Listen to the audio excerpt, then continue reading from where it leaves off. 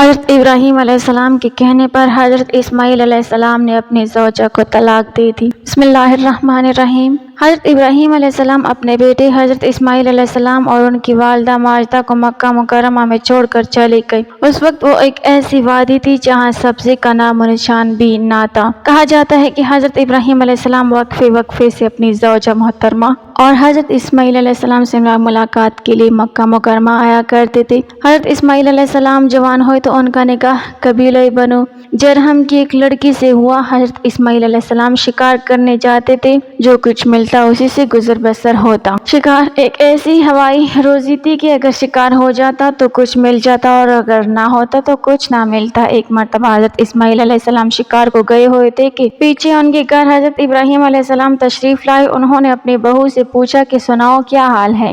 وہ کہنے لگی بس زندگی گزر رہی ہے، کبھی شکار ملتا ہے اور کبھی نہیں ملتا، بہت تنگی کا وقت گزر رہا ہے، بہرحال گزارا ہو رہا ہے۔ اس نے اس طرح ناشکری کے الفاظ کہے۔ حضرت ابراہیم علیہ السلام نے پوچھا کہ میری مہمان نوازی کے لیے گھر میں کھانے پینے کی کوئی چیز ہے؟ تو بہو نے صاف انکار کر دیا۔ حضرت ابراہیم علیہ السلام نے کچھ دیر انتظار فرمایا اور پھر فرمایا اچھا اب مجھے واپس جانا ہے، جب تمہارے شوہر آ جائیں تو انہیں میرا سلام کہنا اور ان سے کہنا کہ تمہارے گھر کی چوکھٹ اچھی نہیں، اسے تبدیل کر لو۔ یہ کہہ کر وہ چلی گئی۔ وہ عورت حضرت ابراہیم علیہ السلام کی بات نہ سمجھ سکی۔ جب حضرت اسماعیل علیہ السلام گھر واپس آئے تو ان کی بیوی نے انہیں حضرت ابراہیم علیہ السلام کا پورا پیغام سنا دیا۔ وہ فرمانے لگی کہ وہ تو میرے والد گرامی تھے، میری ان سے ملاقات تو نہیں ہو سکی، البتہ وہ مجھے ایک پیغام دے گئے ہیں کہ گھر کی چوکھٹ اچھی نہیں ہے، اسے بدل دینا، یعنی تمہاری بیوی ناشکری ہے، اسے بدل دینا۔ تو ناظرین، حضرت اسماعیل علیہ السلام نے اپنی بیوی کو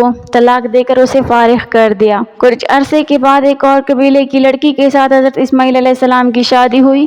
اب یہ عورت بڑی صابرہ شاکرہ تھی۔ سال دو سال کے بعد حضرت ابراہیم علیہ السلام پھر تشریف لائے، لیکن حسن و اتفاق سے اس بار بھی حضرت اسماعیل علیہ السلام گھر پر موجود نہیں تھے۔ ان کی اہلیہ نے بتایا کہ وہ روزی کی تلاش میں گئے ہیں اور انہیں ابھی آیا ہی چاہتے ہیں۔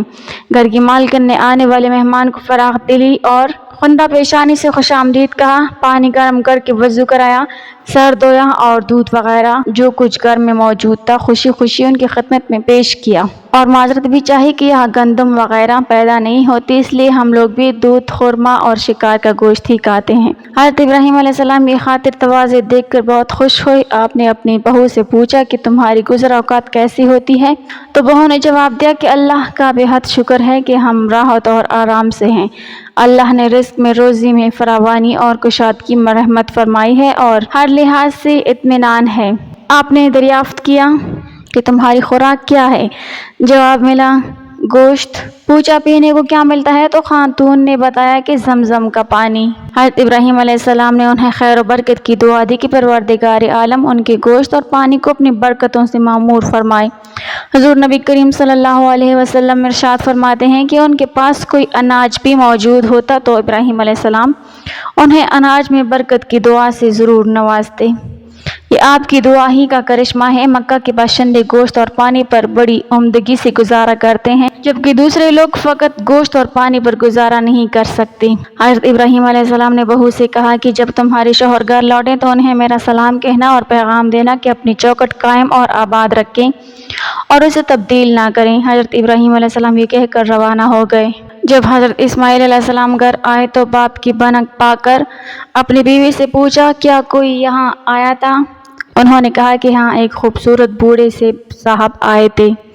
بیوی نے حضرت ابراہیم علیہ السلام کی بہت تعریفیں کی اور کہا کہ وہ آپ کا پوچھتے تھے۔ میں نے کہہ دیا کہ وہ باہر گئے ہیں۔ انہوں نے مجھ سے پوچھا تمہاری گزران کیسے ہوتی ہے؟ میں نے کہا کہ بہت اچھی۔ حضرت اسماعیل علیہ السلام نے پوچھا کہ ان بزرگ نے کچھ اور بھی فرمایا؟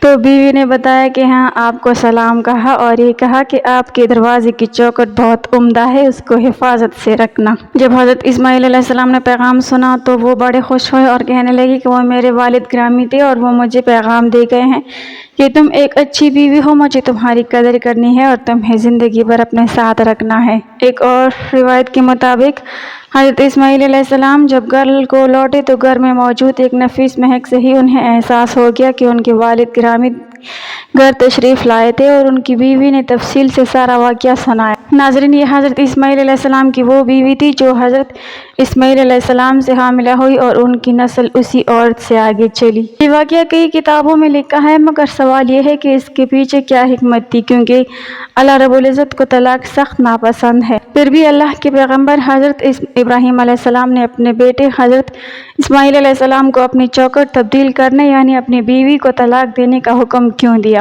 حضرت ابراہیم علیہ السلام نے جو اپنے صاحبزادے حضرت اسماعیل علیہ السلام کو گھر کی چوکھٹ کی تبدیلی کا حکم دیا تھا، ان کی وجہ یہ بیان کی گئی ہے کہ حضرت اسماعیل علیہ السلام کی بیوی کی باتوں سے اس کا ناشکرہ ہونا اور دنیا عیش و عشرت کی طلبگار ہونا اور خاوند کے ساتھ باوفا نہ ہونا ہو گیا تھا، اس لیے کہ نیک بیوی اپنے خاوند کی عزت اور سفید پوشی کا پیام رکھتی ہے، ہر کسی کے سامنے اپنی تنگی کا واویلا نہیں کرتی، جو کہ بری بیوی کی خصلت ہے، جو کہ نبی کے گھرانے کے شایع نشان نہ تھا۔ اس وجہ سے انہوں نے اپنے صاحبزادے کو طلاق دینے کا حکم فرمایا۔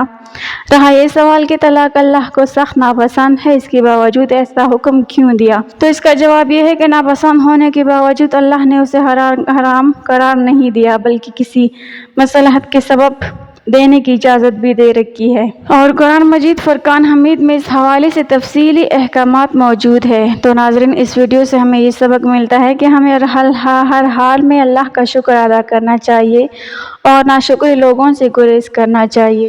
اللہ تعالی ہمیں نیک عمل کرنے کی توفیق عطا فرمائے اور ہمارا خاتمہ ایمان پر فرمائے، آمین۔ ناظرین، کمنٹ باکس میں اللہ تعالیٰ کے 99 ناموں میں سے ایک نام ضرور ٹائپ کریں۔ ویڈیو اچھی لگی ہو تو لائک کر دیں، چینل کو سبسکرائب کر دیں۔ ملتے ہیں اگلی ویڈیو میں، تب تک کے لیے اللہ حافظ۔